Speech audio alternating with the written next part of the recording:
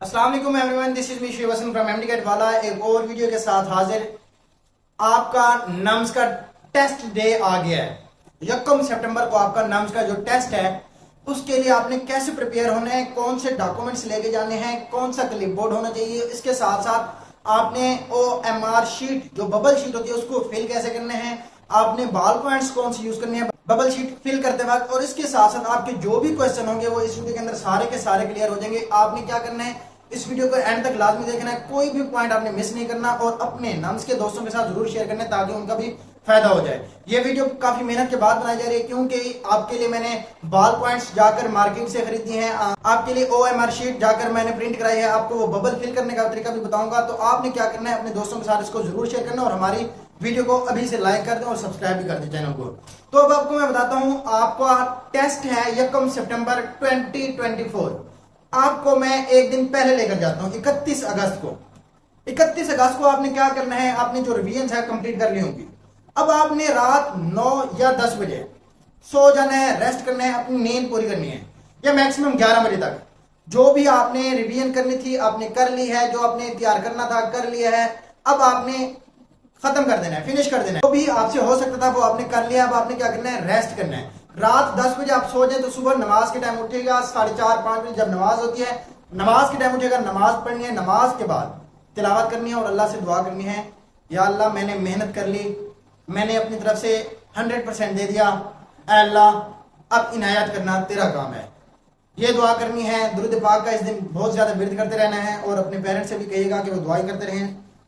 तो चलते हैं, आपका टेस्ट है 10 बजे और आपको एग्जाम सेंटर से फ्री कर दिया जाएगा 2 बजे, 1:30 बजे तक आपका पेपर हो जाएगा। इसके बाद आपको आधे घंटे की ब्रेक होती है बीच में, तो 1:30 बजे तक आपके पेपर खत्म होता है और आधे घंटे बाद आपको जो होता है वो एग्जाम सेंटर से बाहर भेजा जाता है। आपने 10 बजे से लेकर 2 बजे तक का अपना प्लान पूरा करके जाना है। अब क्या प्लान होना चाहिए, सुबह आपने नाश्ता लाजमी करके जाना है, बगैर नाश्ते के नहीं जाना, नंबर 1 बात। नंबर 2 बात, आपने नहा धो के फ्रेश होके जाना है, ये ना कि आप लेजी और सुस्त अपने आप को फील कर रहे हो, अपनी बॉडी को थका हुआ महसूस नहीं करना। आपने अपनी जो नींद है क्योंकि ऑलरेडी पूरी की हुई होगी, आप फ्रेश फील कर रहे होंगे। तो आपने क्या करना है, एक तो नाश्ता करके जाना है, नंबर 2 आपने नहा धो के फ्रेश होके जाना है क्योंकि गर्मियों का सीजन है, बहुत गर्मी है आजकल। उधर जाकर आपके जो टेस्ट सेंटर होते हैं वहां इतना ज्यादा आपको इतना माहौल नहीं दिया जाता कि आपके लिए AC चलाए जाए या आपके लिए कूलर फैन चलाए जाए, वहां एक पेडेस्टल फैन होते हैं वो चल रहे होते हैं। तो अब आपने क्या करना है, पहले अपने डॉक्यूमेंट्स देखने हैं, घर से निकलने से पहले आपने डॉक्यूमेंट्स देखने हैं। अब आपके डॉक्यूमेंट्स क्या क्या होने चाहिए, पहला आपने एडमिट कार्ड लेकर जाना है, नोट करते जाएगा, आपका एडमिट कार्ड या रोल नंबर स्लिप जो भी है आपने वो लेके जाना है। अब आपने रोल नंबर स्लिप डाउनलोड कर ली होगी, इसको जाकर किसी भी प्रिंटर की शॉप से जाकर इसको प्रिंट करा लें। अब आप इसको प्रिंट करवा लें तो स्टूडेंट का क्वेश्चन है सर इसको ब्लैक एंड व्हाइट प्रिंट कराना है या फिर कलर वाली, दोनों चल सकती हैं, लेकिन ज्यादा सूटेबल जो होता है वो कलर वाली रहती है ताकि स्टूडेंट या आगे जो इमेजिनेटर खड़ा होता है उसके दिमाग में ये क्वेश्चन आए कि इसकी डुप्लीकेट है या उसकी कॉपी है। तो आपने क्या करना है, अपना प्रिंट करा लेना है रोल नंबर स्लिप या एडमिट कार्ड, नंबर 1 बात। नंबर 2 बात, आपने लेना है अपना क्लिपबोर्ड। अब क्लिपबोर्ड कौन सा होना चाहिए, ट्रांसपेरेंट क्लिपबोर्ड होनी चाहिए, ऐसा क्लिपबोर्ड होना चाहिए जिसके पीछे या आगे बैक साइड पर या फ्रंट साइड पर कुछ लिखा हुआ ना हो। अब मैं आपको 1-2 सैंपल दिखा देता हूं। आपने इस तरह के क्लिपबोर्ड लेके जाने हैं। अब आपने इस तरह का क्लिपबोर्ड लेके जाना है जिसके फ्रंट साइड पे भी कुछ ना लिखा हो और बैक साइड पे भी कुछ ना लिखा हो। एक और ट्रांसपेरेंट क्लिपबोर्ड होता है जिसके जो व्हाइट होता है, जिसके ना पीछे से ना आगे से, एक ट्रांसपेरेंट होता है यानी कि नजर आ रहा है, अगर मैं इधर से देख रहा हूं तो दूसरी साइड से मुझे नजर आ रहा होगा, या वो आप ले सकते हैं। बेहतर वही है आप वो ले लें क्योंकि मेरे पास यही पड़ा था तो मैंने आपके लिए यही आपको दिखा दिया है। तो नंबर 2 आपने क्या उठा लिया, क्लिपबोर्ड भी उठा लिया। अब आपकी बारी आती है CNSE की। अब जिन्होंने अपना अप्लाई CNSE कार्ड की बुनियाद पे किया था तो उन्होंने CNSE कार्ड उठाना है, और जिन्होंने पासपोर्ट की बेस पर अप्लाई किया था उन्होंने अपना पासपोर्ट उठाना है, और जिन्होंने बे फॉर्म पे अप्लाई किया था उन्होंने अपना बे फॉर्म उठाना है। अब बे फॉर्म वाले एक चीज याद रख लें, आपने बे फॉर्म के साथ साथ आपने अपनी मैट्रिक की ओरिजिनल सर्टिफिकेट लेके जानी है। अब आपकी जो ओरिजिनल सर्टिफिकेट होगी वो लेके जानी है, और नंबर 2 इसके साथ साथ आपने ब्लू बैकग्राउंड वाली आपने एक पिक्चर, पासपोर्ट साइज आपने पिक्चर जो है वो भी आपने साथ लेके जानी है। तो आपने क्या क्या लेके जाना है, पहले आपके पास क्लिपबोर्ड होना चाहिए, नंबर 2 आपके पास एडमिट कार्ड या रोल नंबर स्लिप होनी चाहिए, नंबर 3 आपके पास CNSE या फिर आपके पास पासपोर्ट, या फिर आप बे फॉर्म वाले हैं तो आपके साथ साथ क्या होना चाहिए, आपके पास मैट्रिक की ओरिजिनल सर्टिफिकेट होनी चाहिए और आपके पास फोटो जो है ना आपका पासपोर्ट साइज वो भी होना जरूरी है। और नंबर 4 पर आता है कि आप कौन सी चीजें नहीं लेके जा सकते। आपने कोई कैलकुलेटर नहीं लेके जाना, आपने कोई डिजिटल वॉच नहीं लेके जानी, आपने कोई ऐसी वॉच नहीं लेके जानी जिसमें वो आपको नंबर शो कर रहा हो। आपने वो वॉच लेके जानी जिसमें सोई वाली जो घड़ी नहीं होती, आपने वो लेके जानी है। और आपने फायर अलार्म्स भी नहीं लेके जाने। अब आपने इन चीजों से अवॉइड करना है। नंबर 1 कैलकुलेटर, नंबर 2 आपके पास डिजिटल वॉच नहीं होनी चाहिए, नंबर 3 आपके पास वॉच कौन सी होनी चाहिए, अगर है आपके पास तो आपने वॉच लाजमी लेके जानी है। अब वॉच कौन सी होनी चाहिए, जिसके ऊपर सोई वाली घड़ी होती है ना, वो आपने लेके जानी है, वो जिस पर सेकंड आपको शो होते रहते हैं, मिनट भी होते रहते हैं शो, और आपके आवर्स भी आपको शो होते रहते हैं। और इसके बाद आपने कोई चीटिंग वाला मटेरियल नहीं लेके जाना। इसके साथ साथ आपने कोई ऐसी चिट्ठी या आपने कोई पर्ची बना के या जेब में डाल के या भूल के भी नहीं लेके जाना। जब भी जाए अपनी जेबों को साफ करके, इसमें क्या होना चाहिए, 1 से 2 बॉल पॉइंट्स होने चाहिए। बॉल पॉइंट्स कौन से होने चाहिए वे भी मैं आपको बता दूंगा, इनमें से कौन सी बेस्ट है, आपने कौन सी बाय करनी है और इसको बॉल पॉइंट्स को यूज कैसे करना है, ये भी मैं आपको इसके साथ साथ बताऊंगा। अब आपने ये अपने जो डॉक्यूमेंट्स हैं, अपने जो रिक्वायर्ड मटेरियल है, आपने वो पिक कर लिया। अब आपका सेंटर जो है ना 9 बजे क्लोज हो जाएगा। आपने कोशिश करनी है 8 बजे घर से निकल जाना है ताकि आप अपने सेंटर पर पहुंच जाएं जल्द अज जल्द। अब जितना आपका घर से सफर बनता है तो आपने उसके मुताबिक ही अपना टाइम सेट कर लेना कि मैंने घर से कब निकलना है। याद रखिएगा रोड ब्लॉक होते हैं, याद रखिएगा एग्जाम सेंटर ढूंढने में टाइम लगता है, याद रखिएगा जब आप कैंट एरिया में भी पहुंच जाते हैं तो वहां भी आपको सेंटर ढूंढने में टाइम लगता है। 2020 की बात बता रहा हूं, मुझे उस दिन एटलीस्ट मैंने तकरीबन 8 से 10 किलोमीटर पैदल सफर किया था जब मुझे सेंटर ही नहीं मिल रहा था। तो आपने क्या करना है, आपने 8 बजे घर से निकल जाना है, 9 बजे से पहले पहले वहां पहुंच जाना है अपने एग्जाम सेंटर के ऊपर।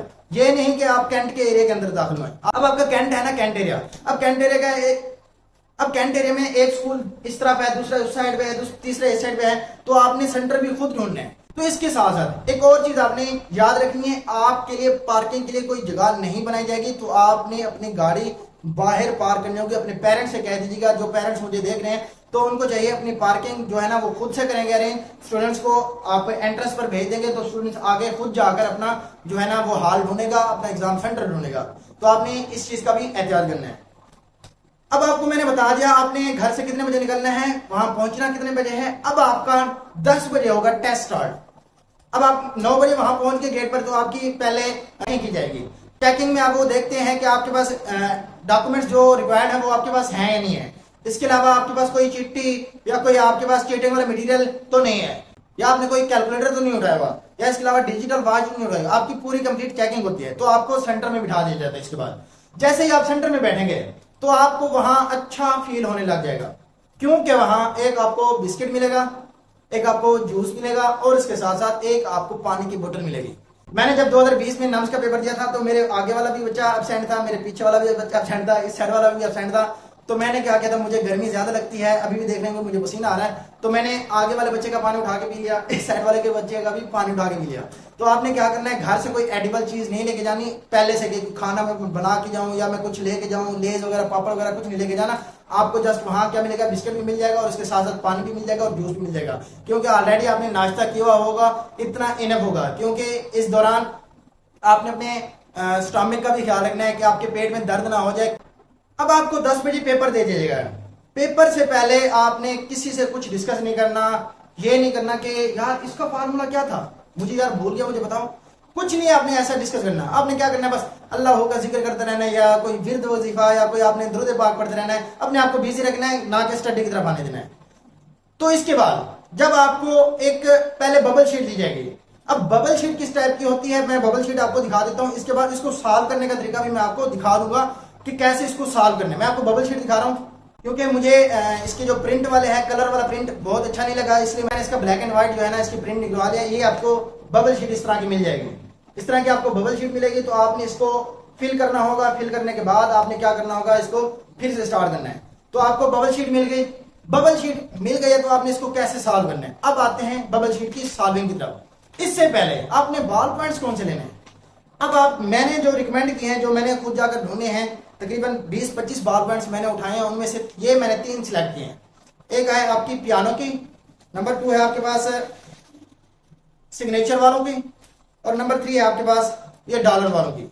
ये 3 बॉल पॉइंट्स मुझे बहुत अच्छी लगी हैं, तो इसको आप यूज करके ना अपने बबल शीट फिल कर सकते हैं। अच्छा, आपने एक कोशिश करनी है, आपके पास ब्लू बॉल पॉइंट होनी चाहिए या फिर ब्लैक बॉल पॉइंट होनी चाहिए। आपने पॉइंटर नहीं लेके जाना, पॉइंटर इज नॉट अलाउड, क्योंकि पॉइंटर जब आप बबल फिल करेंगे तो वो फैल जाएगा और आपका एमसीक्यू क्रॉस हो सकता है। तो आपने क्या करना है, सिर्फ बॉल पॉइंट लेके जानी है, सिर्फ बॉल पॉइट, ठीक है। अब आते हैं कि हमने ये OMR शीट या बबल शीट इसको फिल कैसे करना है, तो मैं बैठ के आपको ये सारा समझा देता हूं। तो ये आपको नम्स की जो है ना OMR शीट या बबल शीट प्रोवाइड कर दी जाएगी, इस तरह की आएगी। इससे अगर चेंज हो सकती है तो आपने उधर इस तरह से इसको सॉल्व करना है, जो मैं आपको क्राइटेरिया बता रहा हूँ। पहले इसकी इंस्ट्रक्शन दी होगी, पहले तो होप सो यही आपकी OMR शीट जो आएगी, बबल शीट यही आएगी सेम। इसका मैं आपको लिंक भी नीचे डिस्क्रिप्शन में दे दूंगा, आपने इसको डाउनलोड करके अपनी प्रैक्टिस कर सकते हैं। पहले इसकी जो इंस्ट्रक्शन है वो आपने ब्लैक या ब्लू बॉल पॉइंट यूज कर सकते हैं, आपने पॉइंटर की तरफ नहीं जाना। नंबर 2 पर है, आपने जो रोल नंबर आपने इसको पुट करना है, फिल करना है, वो आपने लेफ्ट से राइट जाना है। और नंबर 3 जो है वो है कटिंग, इरेजिंग एंड ब्लैंक को नॉट अलाउड के। कटिंग और इरेजिंग या इसको आप बैलेंस करने लग जाए वो आपका अलाउड नहीं होगा। नंबर 4 जो है वो है fill the circle dark and complete, इसको आपने कंप्लीट फिल करना है, आपने इस तरह फिल करना है। अब आपको ये ऑप्शन दिए गए हैं, देखें ये हमारे पास है, ये भी है और ये भी है, ये भी है, ये भी है।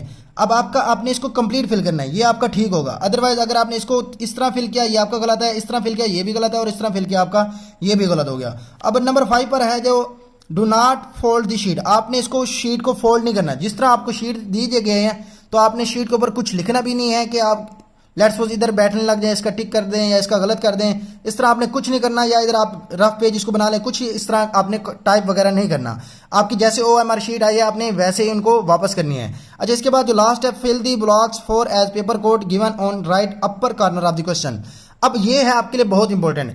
अब आपका जो पेपर आएगा, पेपर के ऊपर आपका लिखा हुआ होगा कोड, कोड A है, कोड B है, या कोड C है, या फिर कोड D है। तो आपने कोड कहाँ फिल करना है, कोड आपने यहाँ फिल करना है। इसको भी कंप्लीट आपने बबल फिल कर लेना है। अब बबल फिल किस तरह करना है वो मैं आपको समझाता हूँ कि बबल फिल करते वक्त आपने किन चीज़ों का एहतियात करना है और किन चीज़ों से आपने बचना है, तो किन चीज़ों को आपने अडॉप्ट करके अपने MCQ जो है ना वो करेक्ट फिल कर सकते हैं।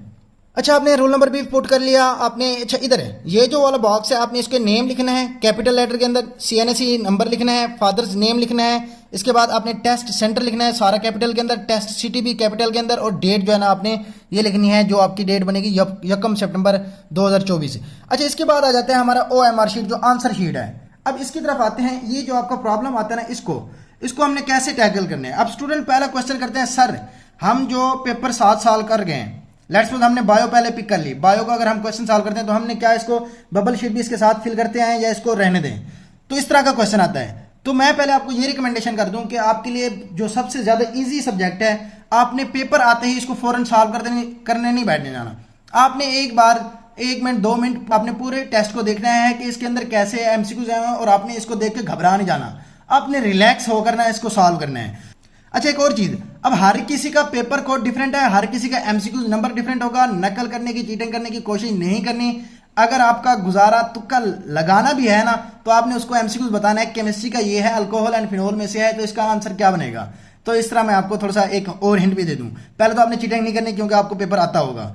अच्छा, इसके बाद जो है ना आपने पहले कौन से सब्जेक्ट करने हैं, मेरी सजेशन ये है कि पहले आपने बायो करनी है, फिर इसके बाद आपने केमिस्ट्री करनी है, फिर इसके बाद आपने इंग्लिश करनी है, और लास्ट में आकर आपने फिजिक्स करनी है। आपके पास 2.5 घंटे होंगे, 150 मिनट होगा, आप इजीली इसको सॉल्व कर सकते हैं।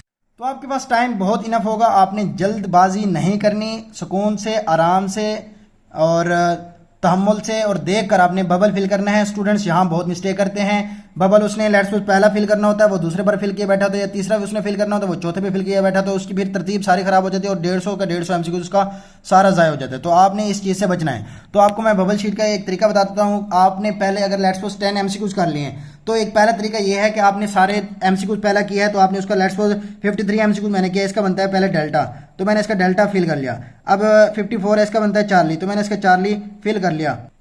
अब 55 है, 55 का बनता है लेट्स सपोज बीटा, तो आपने 55 इसका बीटा आपने फिल कर लिया। आपने हमेशा कार्नर वाली साइड से स्टार्ट करना है और दरमियान में आकर इसको खत्म कर देना है। अच्छा, इसके बाद 57 है, इसका है चार्ली, तो आपने कार्नर से स्टार्ट करना है और एंड दरमियान में आकर इसको खत्म कर देना है। आपने बबल कंप्लीट फिल करना है, बबल से बाहर नहीं जाना। अब एक तरीका ये है। अब दूसरा तरीका ये है, कुछ स्टूडेंट इस तरह करते हैं, वो डॉट करते लगाते जाते हैं, लेट्स सपोज इसका चार्ली है, इसका बीटा है, इसका चार्ली है, इसका डेल्टा है, इसका चार्ली है, इसका चार्ली है, वो इस तरह डॉट लगाते जाते हैं। अब आपने डॉट लगाया तो आप एंड में बबल शीट फिल नहीं कर पाते, क्योंकि ऐसे केस मेरे सामने के हैं, बहुत सारे स्टूडेंट ऐसे गुजरे हैं जिनका नम्स का पेपर क्या PMDC का पेपर जो भी होता है ना, उनका पेपर वो तो सारा उनको आता होता है, उन्होंने डॉट भी लगाए हुए होते हैं, लेकिन एंड में वो इसको फिल नहीं कर पाते, जिसकी वजह से उनका मेरिट रह जाता है। तो आपने क्या करना है, एक तो ये स्ट्रैटेजी नहीं अपनाने के सारे के सारे आप डॉट लगा दें। हाँ, अगर आप डॉट लगाना चाहते हैं तो आप ऐसा करें, एक तरतीब बना लें कि मैंने 10 MCQ जो है ना वो सारे डॉट लगा देने हैं। डॉट लगाएंगे, इसका डॉट लगा दिया आपने, इसका भी डॉट लगा दिया, इसका भी डॉट लगा दिया, इसका भी डॉट लगा दिया। इसके बाद अगर आप इसको फिल कर सकते हैं, ठीक है। एक स्ट्रैटेजी है, बबल शीट एहतियात से फिल करनी है, अपने कोडिंग भी आपने ठीक देनी है, नेम ये सारा कुछ ठीक देना है, रोल नंबर ठीक पुट करना है, और अपना इधर यहाँ सिग्नेचर करना है, इधर इन्विजिलेटर आपका सिग्नेचर आके करेगा। और साथ साथ अपने बबल शीट के वक्त खुसूसी ख्याल रखना है, बार बार कह रहा हूँ, क्योंकि बबल शीट ही आपको आपका जो मेरिट है वही दिलवाती है। आपका पेपर पे आपकी जो मार्कशीट होती है, आपके जो पेपर पे आप जो डॉट लगाते हैं उसका कोई फायदा नहीं होता। एक और क्वेश्चन सर, हमारा जो पेपर है उसके लिए हमें रफ शीट मिलती है नहीं। आपका जो नम्स का पेपर होता है उसके बैक साइड पर ना आपको एक पेज खाली मिलता है। आपको वो खाली पेज इसलिए दिया जाता है कि आप उसके ऊपर रफ कर सकें, रफ वर्क कर सकें। तो आपके लिए रफ वर्क के लिए वो खाली पेज होगा, अगर नहीं होगा तो वो आपके लिए प्रोवाइड कर देंगे। पहले तो वहाँ आपके लिए ऑप्शन होगा। तो आपने क्या करना है, बबल शीट एहतियात से फिल करनी है, इंस्ट्रक्शन को आपने कंप्लीट फॉलो करना है।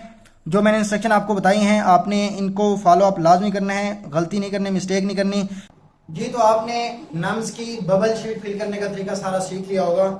अब आपने नम्स की बबल शीट के अंदर जो एहतियात करनी है, आपने टाइम को बचाना है। एक तो साथ साथ बबल शीट फिल करते हैं।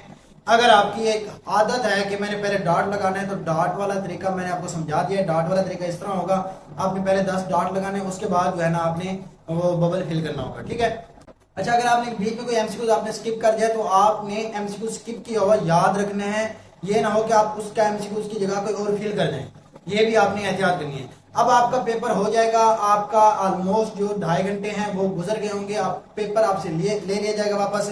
आपने क्या करना है, ये जो पेपर के क्वेश्चन है ना, आपने क्वेश्चन याद करके आने हैं। मेरे व्हाट्सएप नंबर पर 030877535252 पर इस पर आकर मैसेज करने के सर इसमें से कौन कौन से क्वेश्चन आए हुए थे, वो क्वेश्चन जो है ना उसकी वीडियो बनाकर आपके लिए फौरी जो है ना उसकी की आपके लिए अपलोड करा देंगे, ताकि आपको जो कंफ्यूजन है आपकी वो फौरन ही दूर हो जाए। अच्छा, अब इसके बाद क्या होगा, आपको विद इन तकरीबन 15 से 20 मिनट या आधे घंटे की आपको ब्रेक दी जाएगी। ब्रेक के बाद आपका आ जाएगा साइकोलॉजिकल टेस्ट। अब साइकोलॉजिकल टेस्ट के अंदर आपके 100 एमसीक्यूज होंगे और 30 मिनट्स होंगे। अब एक एमसीक्यू को सॉल्व करने के लिए आपके पास ऑलमोस्ट 20 सेकंड होंगे। 20 सेकंड के अंदर आपने वो सॉल्व करना होगा और आपने जस्ट पढ़ना है और उसका अपने मुताबिक रिप्लाई कर देना है। साइकोलॉजिकल टेस्ट के बारे में मैंने एक सेपरेट से वीडियो बनाई हुई है, इससे पहले वो उसके अंदर मैंने कंप्लीट डिटेल बताया कि साइकोलॉजी टेस्ट अटेम्प्ट कैसे करना है, साइकोलॉजी टेस्ट आता कैसे है, कौन कौन से एमसीक्यूज आते हैं, आपके लिए कौन सा क्राइटेरिया होना चाहिए, ये आपके लिए मैंने एक सेपरेट वीडियो बनाई हुई, तो आपने वो देख लेनी है। इसके बाद आपसे पेपर साइकोलॉजी टेस्ट का भी वापस ले लीजिएगा। आपने बबल शीट सही तरह से फिर उसी तरह करनी है जिस तरह मैंने आपको बताया, पहले गाइड कर दिया है।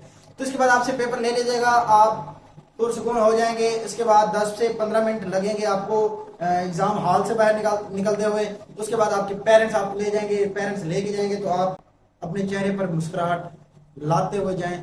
चेहरे पर थकन नहीं होनी चाहिए, आपके चेहरे पर एक जोश होना चाहिए कि मैंने कर दिखाया है। मेरे इंशाल्लाह 150 आउट ऑफ 150 आएंगे, जरूर आएंगे। और जिस तरह का पेपर था तो मेरे लिए अब कोई मुश्किल काम नहीं था, अब मैंने काम कर दिखाया। अब आपका शाम को जब क्या होगा, नम्स अपनी की जो है ना वो अपलोड कर देगी अपनी ऑफिशियल वेबसाइट पर। इसके बाद 4 से 5 दिन हफ्ते के अंदर आपका क्या हो जाएगा, नम्स का ऑफिशियल रिजल्ट अनाउंस हो जाएगा। ये आपका सारा प्रोसीजर था, ये मैंने आपको कुछ गाइडलाइंस दी हैं। अगर गाइडलाइंस आपको अच्छी लगी हैं, अगर आपको कोई और गाइडलाइन चाहिए फिलहाल भी कि आपका कोई क्वेश्चन रह गया, तो आपने नीचे कमेंट कर देना है, हम उसके लिए भी आपके लिए सेपरेट वीडियो बना देंगे ताकि आपकी कंफ्यूजन सारी हम दूर कर सकें। हम आपके लिए स्ट्रगल कर रहे हैं, हम आपके लिए एफर्ट कर रहे हैं, हम आपको सारी गाइडलाइंस दे रहे हैं, तो आपने भी हमें इन रिस्पॉन्स क्या करना है, मेरिट लेकर आना है। और नंबर 2, हमारे चैनल को जरूर सब्सक्राइब करते जाएं ताकि हमें मोटिवेशन मिलती रहे। और अपना ख्याल रखें, परेशान नहीं होना, डिप्रेशन की तरफ नहीं जाना, प्लीज प्लीज प्लीज डिप्रेशन की तरफ ना जाएं। ओवर कॉन्फिडेंस नहीं होना, आपने ओवर थिंकिंग नहीं करनी। जो मैंने आपको क्राइटेरिया पहले बताया हुआ है इससे पहले वाली वीडियो में कि 5 डेज के अंदर आपने प्रिपरेशन कैसे करनी है, उसको भी आपने देख लेना है कि रिवीजन कैसे करनी है, आपको किन चीज़ों से अवॉइड करना है। तो अपना ख्याल रखें, अपने पेरेंट्स से दुआएं लेते रहें, नमाज, कुरान और अल्लाह से आपका कनेक्शन आपका ज़रूर होना चाहिए इन डेज के अंदर। और इन डेज के अलावा आपके बाकी जो लाइफ है उसके भी, क्योंकि आपने दुनिया के साथ साथ अपने दीन और अपनी आखिरत के बारे में सोचना होता है। तो नमाज भी 5 गाना नमाज अदा करते रहें। नबी पाक सल्लल्लाहु अलैहि वसल्लम की ज़ात पर आपने दुरूद पाक जितने भी हो सके मैक्सिमम से मैक्सिमम पढ़ा करें। इन डेज के अलावा भी जैसे नॉर्मल डेज आते हैं, पेपर के अलावा डेज वाले भी आपने कोशिश करनी है नबी की ज़ात को याद करना है। तो नबी की ज़ात आपको की वजह से कयामत वाले दिन आपकी शफाअत कर रहे होंगे और आपको चुन चुन कर इंतखाब कर करके ये कहेंगे, मेरे नबी पाक सल्लल्लाहु अलैहि वसल्लम कहेंगे ये मेरा उम्मती था, इसने ऐ अल्लाह मेरी ज़ात को याद किया था, मेरी ज़ात पर दुरूद सलाम पढ़ा था, ऐ अल्लाह इसकी बख्शिश कर दे। तो अल्लाह की ज़ात तो अपने प्यारे हबीब के लाल उठाने के लिए बैठी है, तो वो आप अल्लाह के हबीब जो है ना वो आपकी बख्शिश करेंगे। तो आपने कोशिश करनी है, नमाज पानी अदा करनी है, दुरूद पाक का विर्द वजीफा करते रहना है, अपने पेरेंट्स से दुआएं लेते रहें, अपनी तैयारी करते रहें, अपना ख्याल रखें। मिलते हैं नेक्स्ट वीडियो में। अल्लाह हाफिज़।